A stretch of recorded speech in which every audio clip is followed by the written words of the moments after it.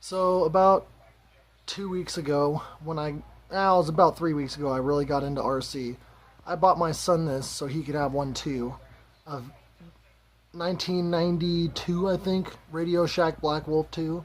And it had these like really weird control knuckles, and the studs broke off of both sides, and the wheel fell off while he was racing. And he really liked this car. So my solution was to go on eBay, where I found for 30 bucks a brand new inbox, never ran, gorgeous Black Wolf 2.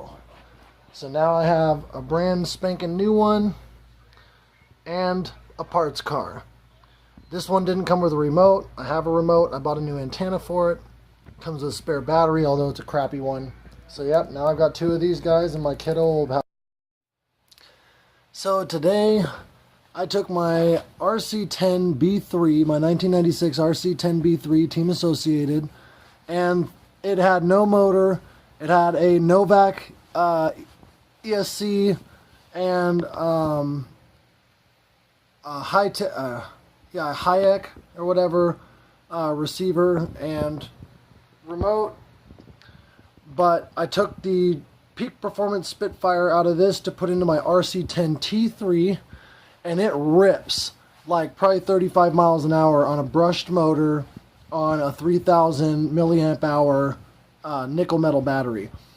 This one's on a 2000 milliamp nickel battery, a nickel metal battery, more specifically nickel metal hydride battery. And I took the Peak Performance Jaguar, which is a shit motor. It's like a 20, I want to say 22 turn versus the 19 turn Spitfire. And this car moves out almost the same speed with a 22 or 23 turn motor as my B3 does, or excuse me, my T3 does with a Spitfire 19 turn. So I think it's just probably gearing. This one's probably got better gearing. Doesn't get hot. This one's running a nickel metal hydride 2000 milliamp hour battery, and it goes for 20 minutes of solid use. Like, I just went for 10 minutes and the battery was showing no signs of getting weak. I did replace the rear wheels. The original ones are right here. They were painted blue at some point, and the tires have de-beaded to where they come right off. I mean, you can just see I just popped that off.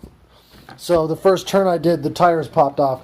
So I threw some lossy, buggy wheels that I had laying around on there, kept the real bearing front wheels, and it actually made it really stable because it doesn't oversteer anymore, it understeers. So it's really easy to modulate turning with the throttle to get a little bit more turning angle if it starts pushing the front tires.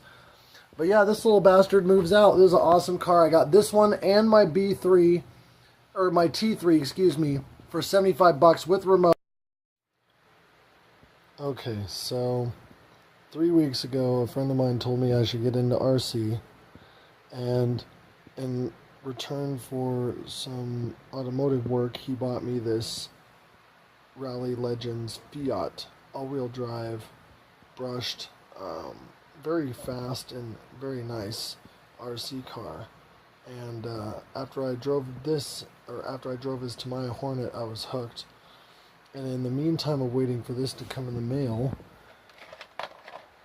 I did get on Craigslist, and I found these two, an RC10 B3 and T3, both 1996. Both were RTR. This had a broken control arm, which I fixed. I took the Spitfire motor out of this and put it into this, and the Jaguar motor out of this, both by Peak Performance, and put it into this. And they're actually pretty much equal speed now. Somehow it balanced the speed out, and they're both fast enough for me to be happy with them still.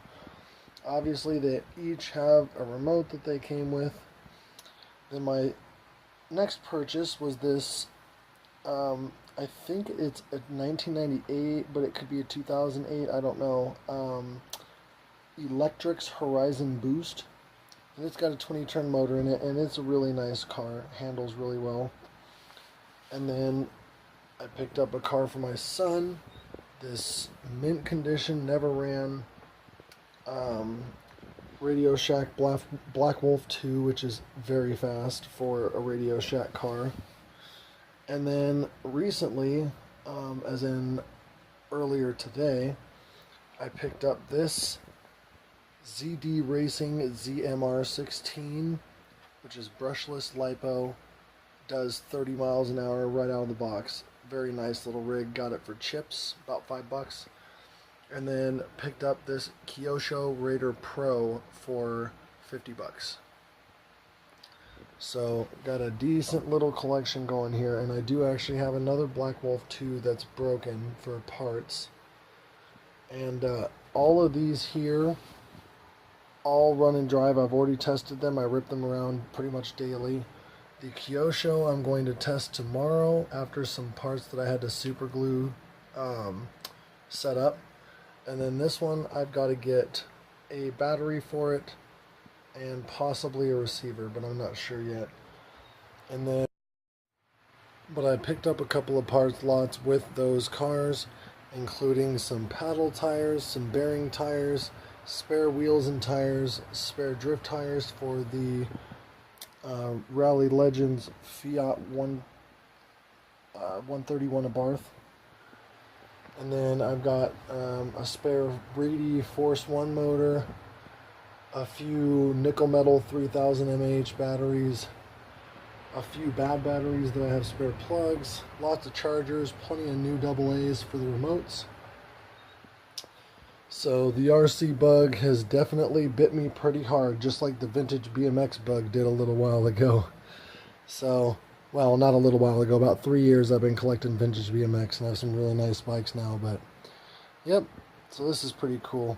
I'm getting real happy with this collection, and I've got more coming.